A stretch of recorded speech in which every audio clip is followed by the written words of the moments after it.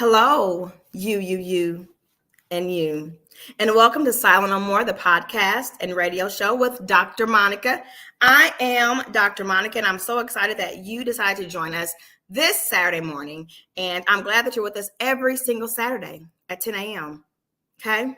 And hopefully, if you've not been tuning in, you will start, because that's the goal of this show, to have people listen and watch and all the things.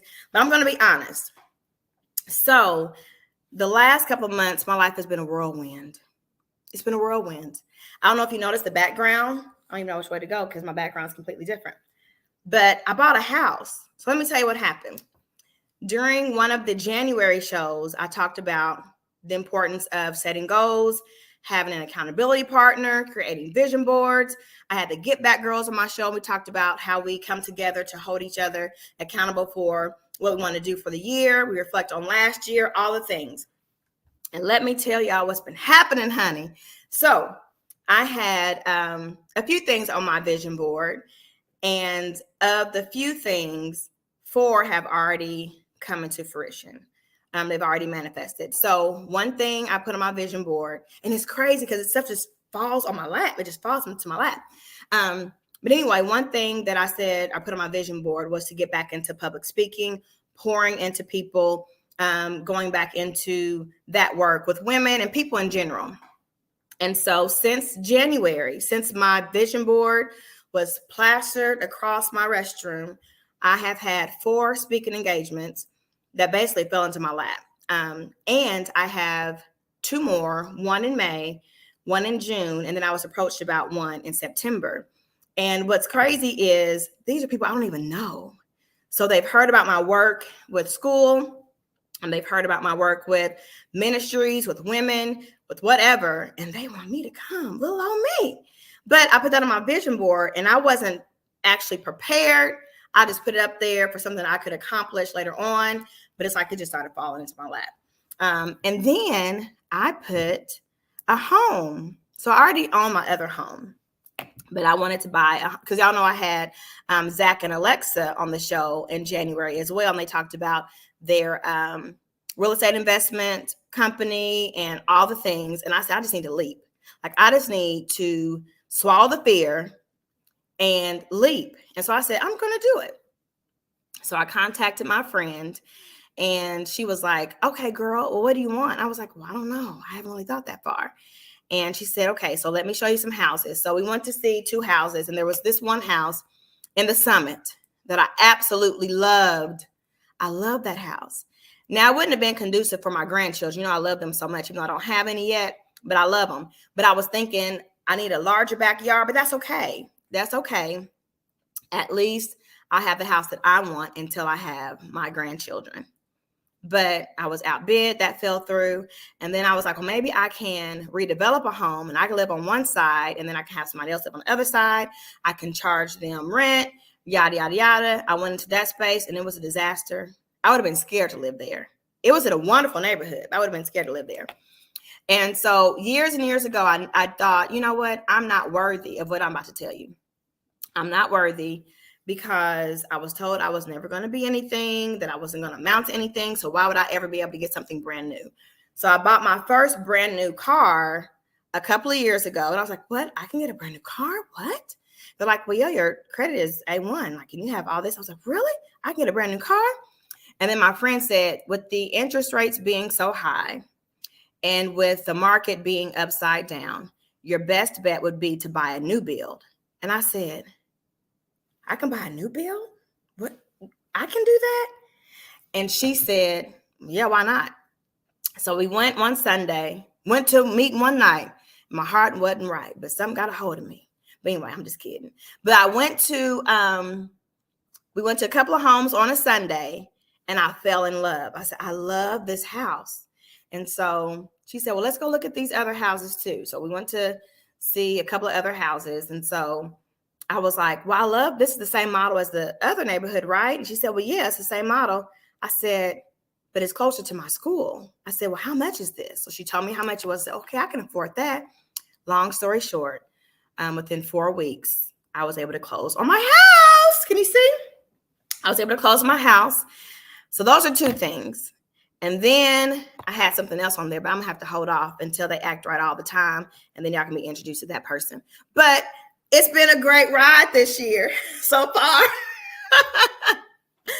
I was able to write the vision and make it plain. So I've been really, really busy and not able to record the podcast every week. So what I did was I went to the archives. I went to my August shows, and I showed them or submitted them for them to be on all of the podcast platforms. And so you may have heard some information about preparing for the release of my book and all that kind of stuff. My book has been released. It is called Daughter in the Shadows. There are 4 themes within the book. The first theme is dealing with childhood trauma. The second is teenage pregnancy. The third is living with domestic violence in silence. And the last one is life after divorce. You can find those books on my website, drmonicahunter.com, amazon.com, and barnesandnoble.com. I promise you will not be in a space where you're not entertained. You'll need tissue. You'll need somebody to laugh with, whatever, because you'll feel all the things, all the emotions. You'll feel all the emotions. But it's already been released. So if you're like, wait a minute, her book has already been released. Yeah, that's why I was airing old shows. But anyway, let's get to tonight's show. It's tonight in real life, but it's Saturday morning to you. So let's get to this morning's show. We have 2 wonderful guests who are going to speak up about co-parenting. So if y'all remember the show last week, Life After Divorce, we talked about the importance of having healthy co-parenting relationships, and not just with the parent to child, but both parents need to have a healthy relationship as well, because that cultivates who your child will be in a relationship later on. They're looking at their mother and their father to develop who they are in a relationship in life. So make sure you're healthy with them, but you're also healthy around them. And so I was talking to one of the guests a couple of months ago, and she said, oh, you know what? We have a wonderful co-parenting relationship, and yada, yada, yada, yada, yada. I said, I've got to have you on my podcast. And then life happened, and then life happened. I was like, I need to have y'all on the podcast this week. So I'm going to go ahead and bring them on the screen. We have Robert Berry and Tamara Davis. Yay! All right. Hello, welcome to the show. Thank you. You're okay? You doing okay this morning? I keep doing that. I do it every time. It's okay. I know. I'm not perfect. Only 99.9% of the time. All right. So, Robert, can you tell the audience about you and anything you would want to share about yourself? Sure. I'm Robert Berry. I'm born and raised here in Louisville, Kentucky. UK grad. Went to Mill High School in Louisville, but up in UK, I've got a degree in finance. Also have an MBA. Right now, I work as a senior director of financial planning and analysis. Been doing it. I was going to offer you a job. We have a business teacher position available. I was going to offer you a job. Engineering too. If you would like to go that route. No. Part-time? You got part-time? Oh, no. No. Wah, wah, wah, wah. No. But yeah, outside of my day job, I also am a co-owner of a in-home healthcare or in-home health agency called Home Helpers.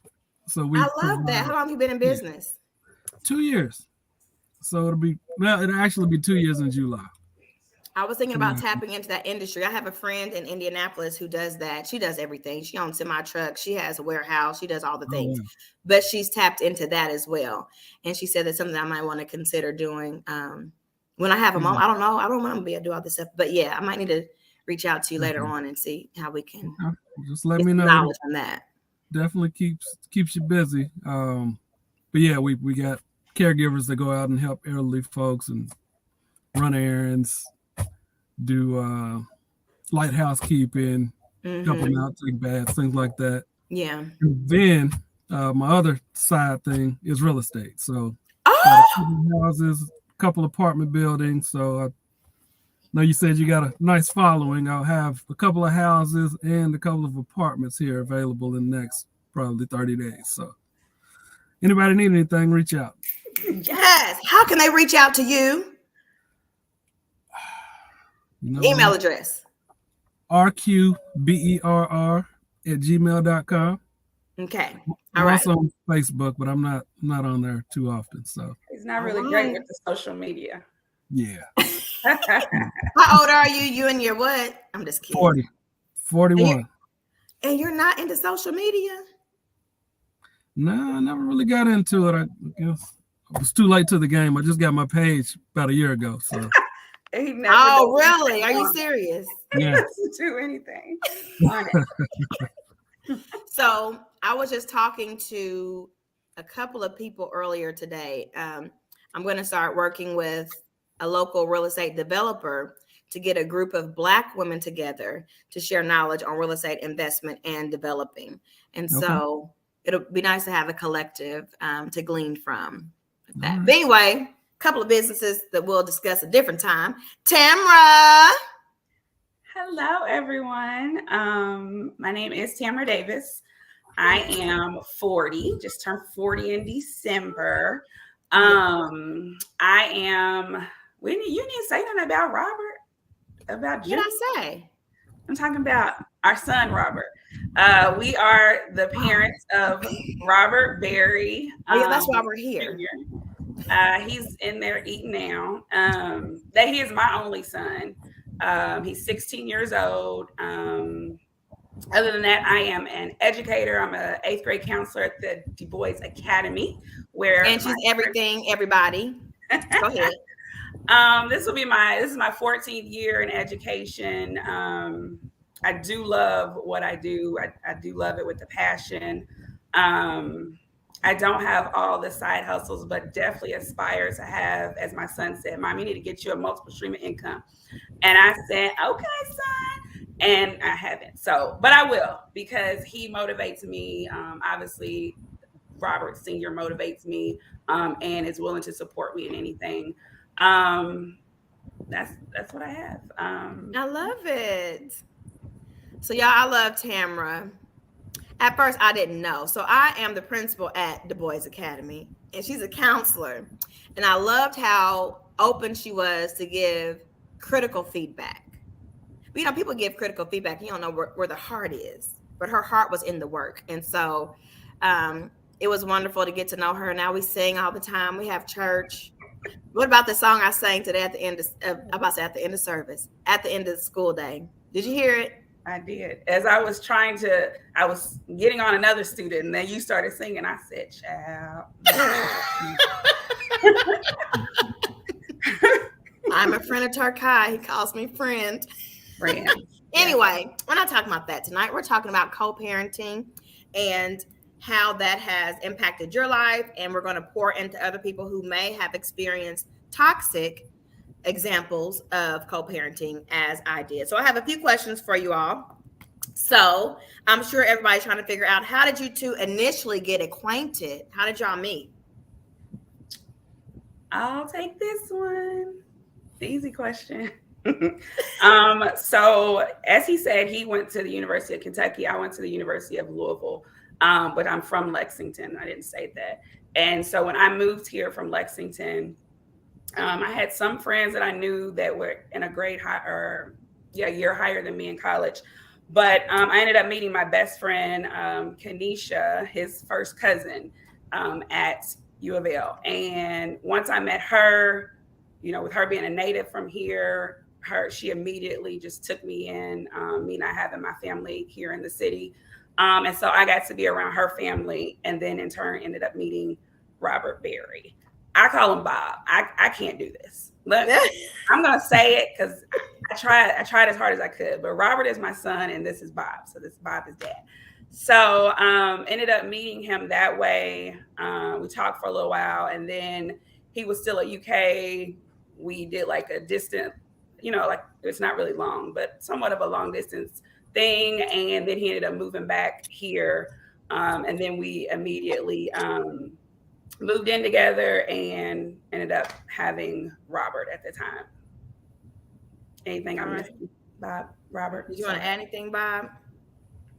No, I think you got it. That's it. So it seems like things are pretty good. Y'all were able to come together, cohabitate, but something went awry. You don't have to go into details, but can you tell us a little bit about how that separation happened, and how did Robert, how was he impacted with that separation? I know he was probably a little fella, but how did that go about? You want to take that one too? I can. So what I think both of us have always been is like transparent about our feelings and what we like, what we don't like. And at that time, we were young. So we were 20, I was 24 when I had Robert, and I believe Bob was as well. And Robert was about 4 years old, and you could just tell there was a disconnect between us. So y'all together for 4 years? Really 5. 5 years. So, okay. There was a disconnect because at the beginning when I said that he moved back from Lexington, and then we kind of just immediately we immediately moved in with each other. We didn't really have a dating phase where we really, really got to know each other. We knew each other through the family and through my friend, but truly getting to know one another and being young. So being 24 years old. So a lot of it was like fun and things of that nature. And we were playing family. And I think that it just kind of like caught up with us. There was a point where our vision of family and just life didn't align. He had things that he wanted to do, and I had things that I want, like what I valued, he didn't value as much, and then vice versa. And so there was a divide between us. But whenever we was around family, which was a lot of the time, we always was still like friends. And so one day I think we just decided like, yeah, this isn't working. He was like, you can have the house. I said, I don't want the house. I want you to have the house. I said, I'll get a house. He was very adamant about, where you're going to move to, because you ain't just moving anywhere. When am I going to have my son? He was just very adamant about all that. So he actually went with me to a couple of places to look for, because that's nice. So it was very amicable. Absolutely. Absolutely. Okay. The day that I actually moved out, or the day we were packing and stuff, it was almost like a party. I don't know if you remember that, Bob. It was like all of our friends was over there because we had a lot of house parties. They were there and they and they were like sad and depressed, and we was just like having drinks and just enjoying life. Our moms was sad, and that was fine, but we just realized then. And so we of course you had the background noise of people like, well, you need to do child support, you need to do this. And I just knew like, no, I know he is an amazing father and I don't have to do that. We're going to split everything as far as like our time with our son. And then whatever I need and whatever he needs, we're going to be able to do that. And for Robert's sake, Robert Jr.'s sake. And so I don't know if you want to add to that, Bob, because I feel like that's kind of what happened there. Yeah, no, that was good. I mean, just like you said, probably being young and kind of jumping in there without really having the phase to get to know each other. I think that was probably what happened and kind of what reared its head as we kind of progressed in the relationship. So, yeah. So one reason why I wanted to do this show is I have a friend in New Jersey, and she's in a very toxic situation. I think they have a trauma bond. They keep coming together and then pulling apart, and they're putting the kids in the middle of it. And my situation wasn't that bad as far as what she's experiencing right now, but it was bad. And it was very toxic. And I tried my best to co-parent. I mean, I invited to birthday parties. I invited to different events I was hosting. I was inviting to all these things. And it was like I was treated like the outcast at my own events. Like, what in the world? So I think the difference is your breakup was amicable. Mine was not as amicable. It wasn't as positive. It wasn't as forthcoming. It wasn't as optimistic about where you two could be separate and together for the sake of your child. So do you think it could be possible for someone who's in a toxic parenting situation where they're not able to co-parent yet to eventually get to that space? And what advice do you have for people who are in that predicament as we speak? I would just say it takes time. So you can't really put a definite timeline on either person as far as them being able to mature to that point. But it'll, I think it'll come as long as people are able to move on at some point. And that's it right there. Because I believe the reason why some people can't co-parent is because they still have feelings a little bit. You know what I mean? Or maybe not even. Go ahead, Tamara. You about to say something? Well, I wanted to make sure that I stated, because I know Bob would agree with this. And I speak highly of our situation and when we separated.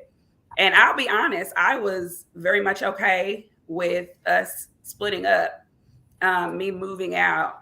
But I will tell you, when other people get involved, so when another woman was involved, it did change how I felt, and it did interfere with the friendship. It wasn't always amicable. Let me just say that. Okay, But I will say that it did help knowing that we had shared connections. So we had I had my best friend and his cousin, and then our mothers are good friends. And that formed out of our relationship. And I think, and you might be able to add to that, like 2 times we might have gotten an argument. And it was because of me learning that he had moved on quickly. Would you say? Quickly. Well, all right. I think he had moved on quickly, at least in my eyes.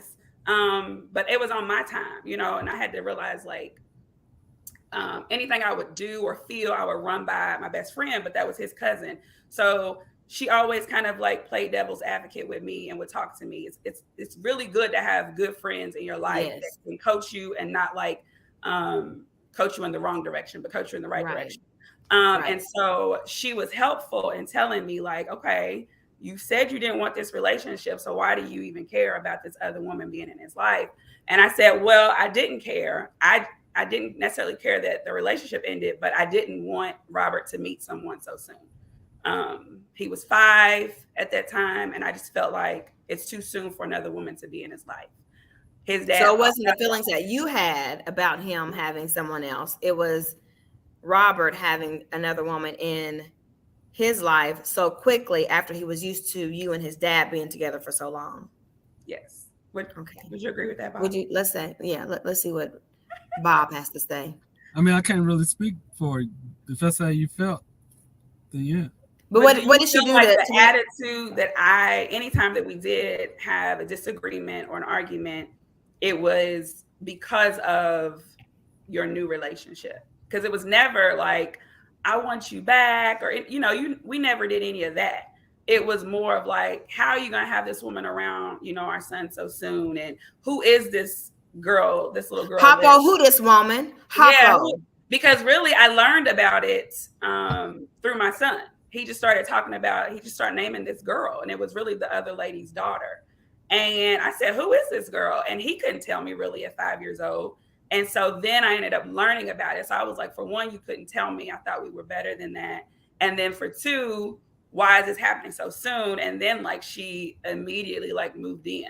So it was, to me, the timeline was quick. And the processing for a child to me was okay.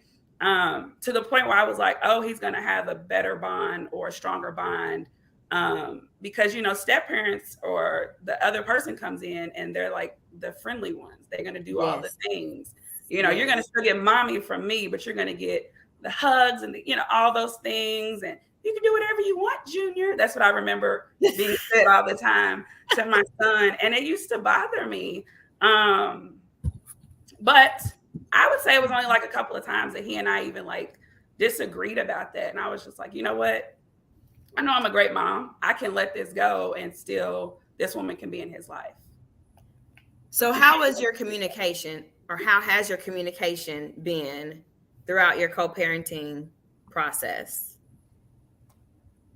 It's gotten better over time for sure. I mean, like she said, I can't say it was a long span when it wasn't great, but once it got fine and once we got past the little hiccups, it's been fine. I mean, as long as we both know that we have Robert's best interest in mind, it makes it a lot easier, I think, to get on the same page. Yeah. That's my son sitting over here laughing. Is like, it? Over here like, yeah. Have there been any, like you said, hiccups? Have there been any hiccups or issues with communication? Like one person wanted to do one thing, the other person wanted to do something else. Now there's a conflict. Have you ever had those issues, and how did you overcome them if you did?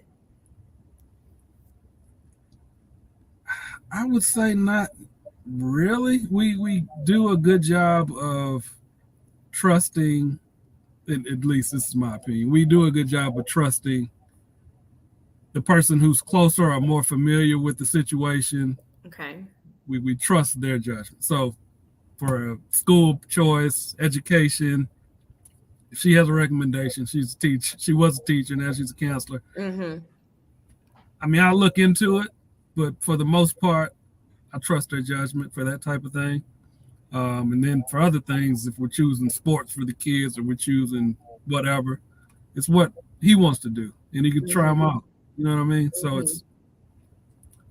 I can't really think of anything where the communication's. But that's important though. Like if you're willing to compromise, because a lot of times what I see in parenting is there's a dominant personality who wants to control everything, and the other one is trying to find their space in, or there's two dominant personalities and it's just like haywire all the time. But if you know the person that you have this child with, then you know their level of expertise, you know that they have the child's best interest at heart, unless they're a narcissist or they're they're bipolar, they have some other mental health issues.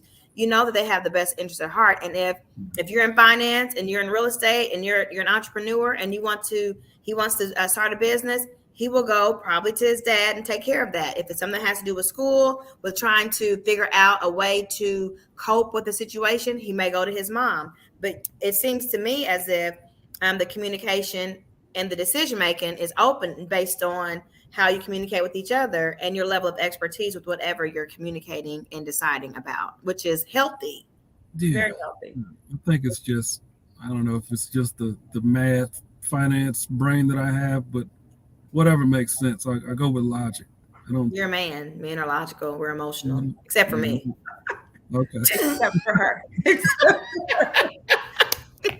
I fully agree with what he said. And I think when it came to like having to compromise, there wasn't too much that we had to even compromise on. Like when we first split, like as far as time with Robert, first of all, with just without going into like anything about my life, but I knew that as a young girl not having, or a young child not having my father in my life my entire life, I knew that obviously you go in a situation hoping that you don't have a broken situation for your own child. You want better. When I realized that wasn't going to happen, I knew for sure that I don't know if you want to say chosen, but I had, the best example of a father in him. And, that Robert was his first child, but I knew, because I saw the family that he was around, what family means to him and to them. So I never had to question, is he doing this? Is he doing what's best for Robert? And I think that he felt the same about me. And so then when it came down to, who's going to have him? Because it's 7 days in a week. So how are we going to split this evenly? Even with that, like we were down to holidays, wasn't we? Like I was at work one day and I had typed up like, okay, this is what it's going to be. This is what it's going to be. He looked at it. I looked at it. We struggled a little bit over Christmas, and even Christmas and Thanksgiving ended up being whatever we wanted it to be. And we have literally done that. Like I said, Robert was 4, going on 5, and he's now 16. And so we have stuck with that. So even if, Bob is taking the kids on a vacation, it's a 4-week. And, those are my days. A couple of those are my days. Like he'll just tell me in a little advance, that, we got a trip coming up. I'm going to need Robert for the week. And it's just like, cool. And I'll do the same. So we do compromise in ways like that. But when it comes to anything else, like I definitely, even though I'm, I guess, the expert in education wise, like I still, will defer to him. I mean, was top of his class. Like he's smart. He's a smart guy. Obviously, you hear Clearly. So I still lend to him on things, and then I think Robert sees how well we can do that, and then it just helps him as well. That is awesome. I said at the very beginning of the show that who we are in the lives of our children molds who they are in relationships. And one reason why I stayed in my toxic relationship so long outside of trauma, it was because I did not want the same thing that you said earlier. I did not want my kids to experience a household without a father. So I stayed in a situation for 15 years, hoping that things would get better, and they never did. And when I finally left, it was completely toxic. It didn't get any, and it's still not any better. It's still not any better. I've been divorced for 8 years. But it is what it is. And I chose to co-create with that person. So it is what it is. And since my kids are adults, we don't have to deal with each other. But I still respect him as my children's father, period, point blank in the period. And I don't allow anybody to say anything negative about him around me. I don't do any of the things. I wrote a book about it, though. So if you want to read and know all the things, you can buy the book. But I don't just sit around and talk about it, because I do respect him. And it seems like y'all have that level of respect for each other, which is vital. But you said something earlier about having outside noise, right? And so you broke up. There was somebody that came in, moved in. He's older now. That's when he was younger. He's older now. And there are no feelings. There's nothing there. It's you respect each other's space. You respect each other as his parents. What do you do when it's time to, or what have you done when it was time to introduce someone else into your healthy space? How did they respond? How did you respond to them? This is really where things the rubber meets the road. It can be okay. And I think some people, it's okay because they're the sneaky link. Is that what they call it? They're still a little sneaky link. So we get along. I'm gonna come over and I'm gonna do my little sneaky link thing. And then somebody comes into the picture in real life, and then they cut the cord with the other person. And now I can't believe you did this. Wait, we ain't been together for 8 years. Yeah, but you were the sneaky link for 6 of those 8 years. And that started over 2 years after y'all broke up. And I'm definitely not saying that's what y'all did, because you were clear that you were amicable, you cut ties, everything. But that is why certain situations become toxic, because of that. And I talked to Tamara earlier and talked about how wonderful things are for you. So I want to talk about not just how wonderful things are now, but have there ever been any situations where somebody was introduced that y'all didn't care for, or y'all didn't think they were right to be in your son's life? And how did y'all handle that? How did you handle? I'm gonna tell you something that happened to me. I'm not gonna talk anymore. I'm gonna let y'all talk, and I'm gonna tell y'all this story. Remind me if I may forget, but I'm gonna tell y'all something in a second. But I want to hear from you.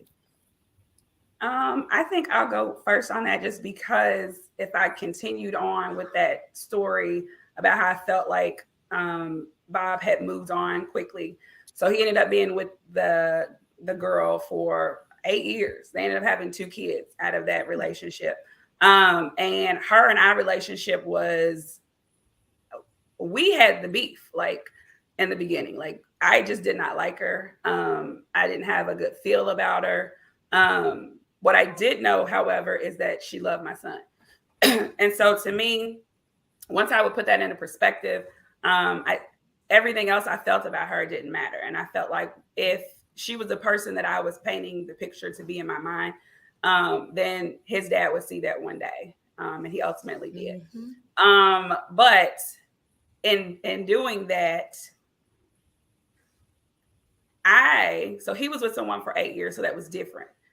So then myself, I start dating, and how did you feel like when I had someone else around Robert, like another guy around Robert?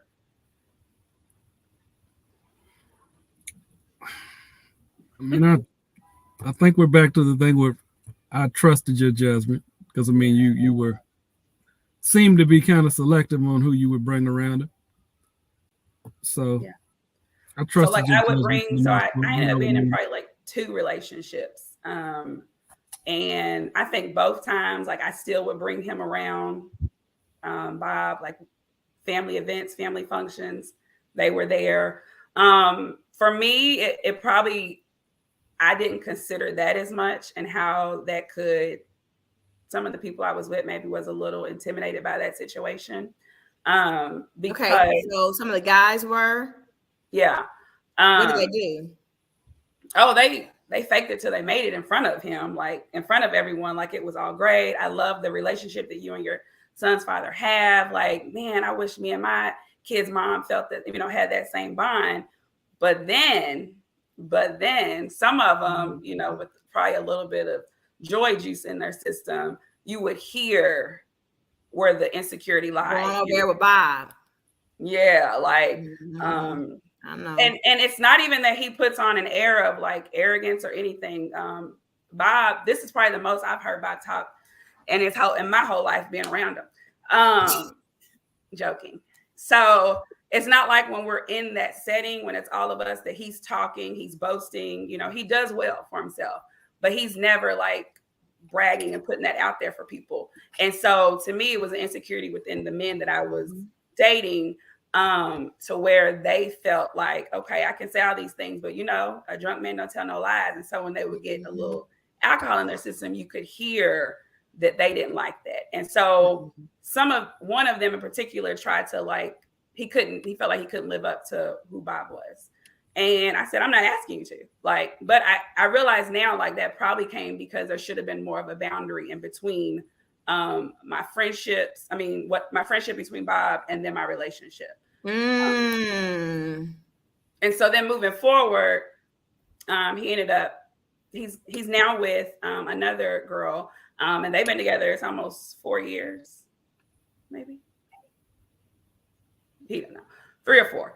So with that one, I am trying to learn more boundaries with our relationship. COVID, the whole pandemic, didn't help because we're all around each other. My circle of friends is his circle of friends in some sense. So, and in COVID, it's not like we could go out and hang out. So we're at one another's houses, and that's fine for us because we're not looking at each other like that. But other people that are new to the situation be like, oh, okay, what's going on here? Yes. And why I keep hee and a ha when ain't nobody looking. Yeah. And we ain't looking at each other at all, so it's just like, but I had to do that. I had to learn and kind of put myself in other people's shoes, other women's shoes. But he and I did talk about it one time with the last guy I was with. And I just said, how do you tell people about our relationship? Because it's not conventional. It's not normal. And it could make people wonder, And he said, I won't say what he said, but I think we both ended up agreeing that it was like, just be honest about it. And if people are going to receive it how they receive it, and we'll just do our best to try to have some boundary around it. Yes. Yes. So let's talk about, did you want to add something, Bob? No, I was just going to say, we have pretty much the same circle of friends. She's close with my family just because her and my cousin are like sisters. So it's really close. So it's, so she ain't going nowhere. If you're watching this, if there's anybody after the one that he's with now, she ain't going nowhere. Neither is he. So get y'all's life. Is that what y'all want to say? I said it. No, that's not what we wanted to say. I'm just kidding. But I do fall back a little bit more. Birthday parties, like his kid's birthday party. He has 2 younger boys, and just being at their birthday parties. The woman he's with now, like her kids having birthday parties. And I've been invited before, been over there for Easter, like when I couldn't get home, especially during COVID. I think even like Christmas one time, which we had never done Christmas together besides when he and I was together. But just even her opening up and having me and my mother there for Christmas, because the rest of my family couldn't be there because they all had COVID during the time. And it's those things that I do like the woman he's with now, but I do know that it still is uncomfortable, as nice as it seems. And I know as amicable as you say, as we are with each other, I still know that she probably has, I won't say reservation, but she probably feels like there has to be a little cautious. We've actually talked about it before. And so I try to respect that as much as I can. That's wonderful. So let me tell you my story. Are y'all ready for story time? Story time. Okay. So it was about, 10 years ago. No, 9 years ago, 8 or 9 years ago. And my ex-husband and I had recently divorced, and he was engaged. And I'm trying this co-parenting thing. It was literally maybe like 5 months after our divorce was final. He was engaged. It wasn't even 5 months. 4 months after our divorce was final, he was engaged to someone else. And so we were at a basketball game, and my son was not doing his work. He was going over his dad's house on the weekend. He was not doing his homework. And so she was there every single weekend. I'm thinking mother to mother, woman to woman. I'm going to go introduce myself to her and let her know that my son had some work he was not completing, because I was a person that stayed on the parent portal. I knew everything that was going on. He was not doing his work. So I was like, hey, my name is Monica. I know you know who I am. I said, but she was like, oh yeah, oh yeah, oh yeah. I was like, okay, everybody take a deep breath and relax. It's okay. I said, I just wanted to introduce myself to you. And like, what are you, what? Huh? Oh yeah, oh yeah. I said, okay, calm down. I just want you to know that Jacob has a project this weekend. And I was like, what is happening to this woman? They had that woman scared to death of me. And all I was trying to do, was get my son to do his homework. That was all. Like that, just he has a project due on Monday. I have the supplies. Can you make sure he gets it done? And I have the supplies. I have the supplies. They're going to go in his bag. When he goes over there, just have him get it out.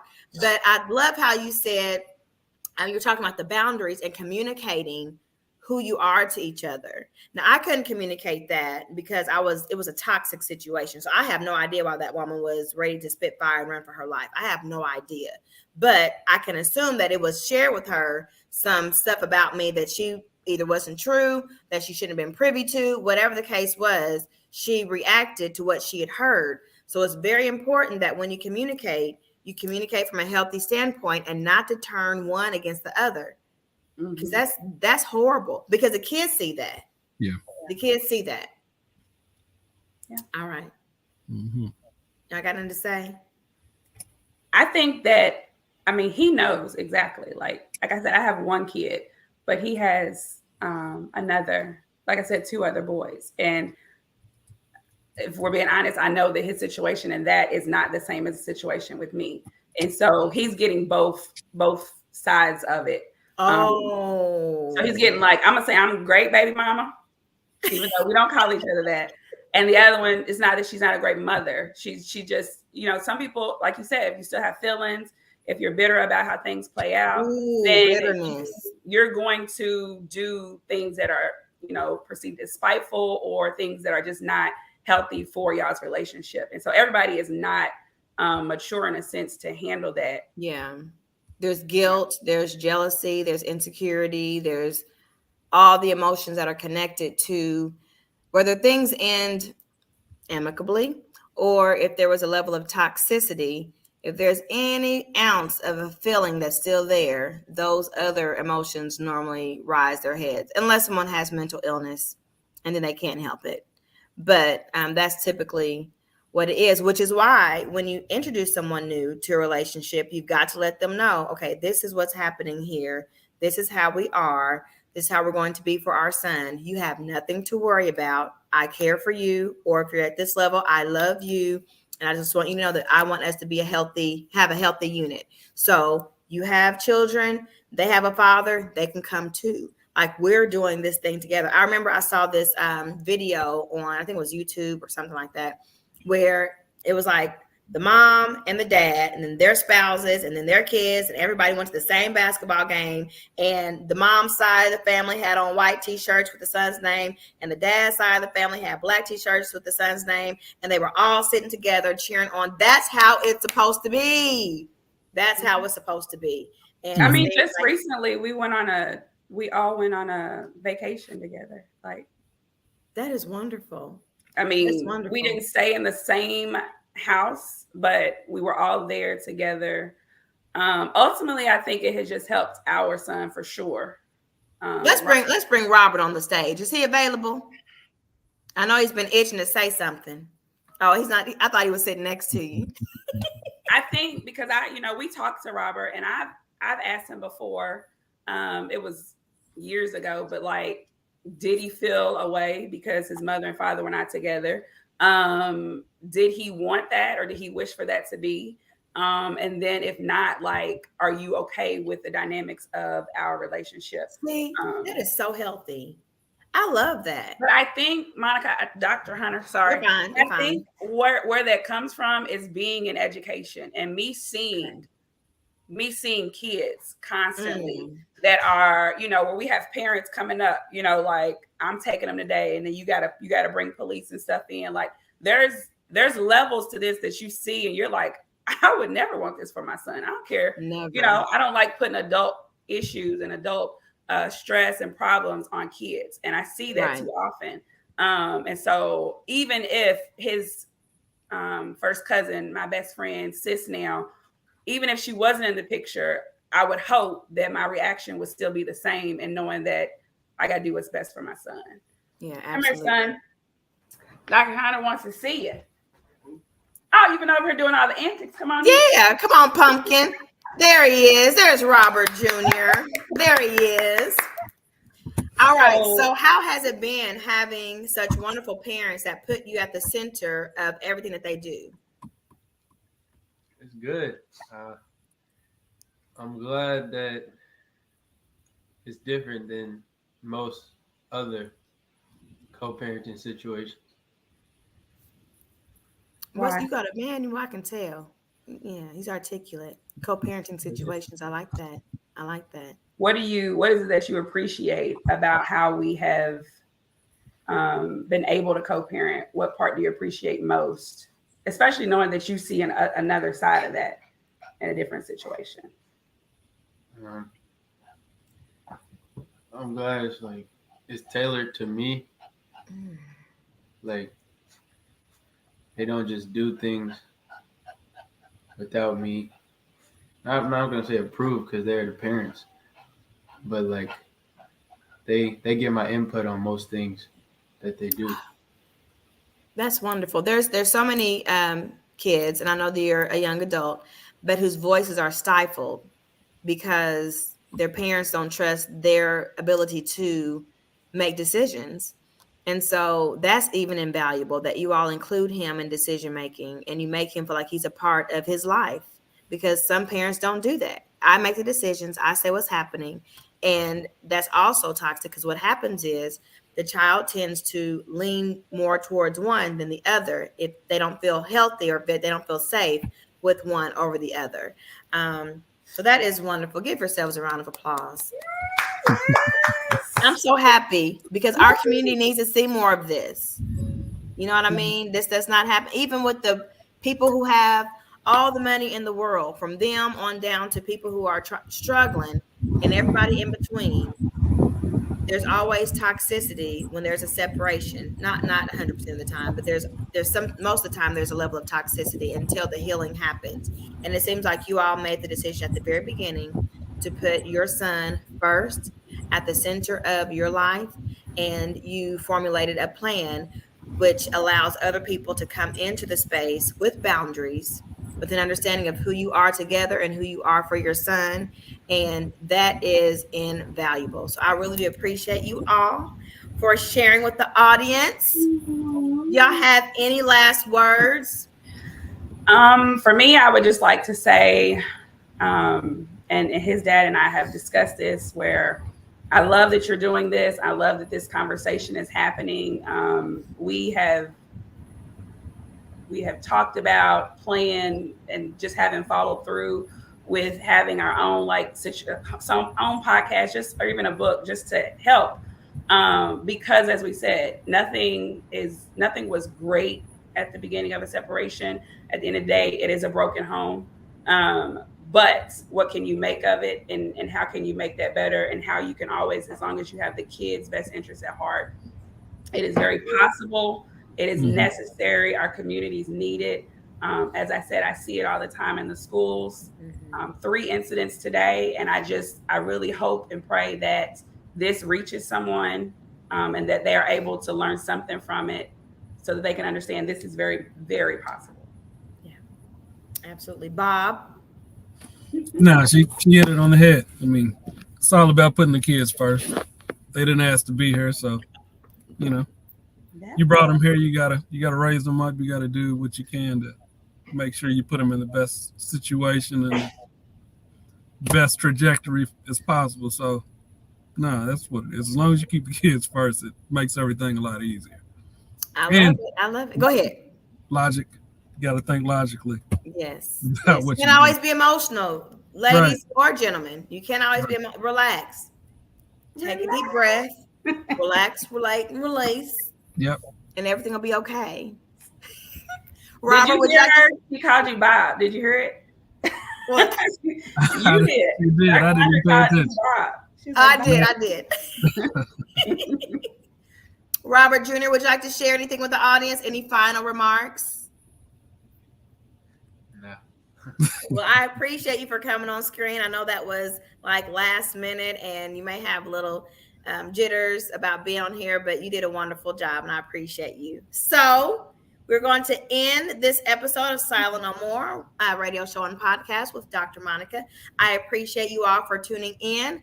Remember, you can reach me and hear me and the audience, and our guests every Saturday at 10 a.m. either on Facebook or the other platform that I forgot about, and I'm going to make sure that I put it in the post, but whatever. My mind is always gone. But I'll let y'all know where y'all can find it. But anyway, I appreciate you all for tuning in and have a wonderful rest of your Saturday. thank you. Bye. Yeah.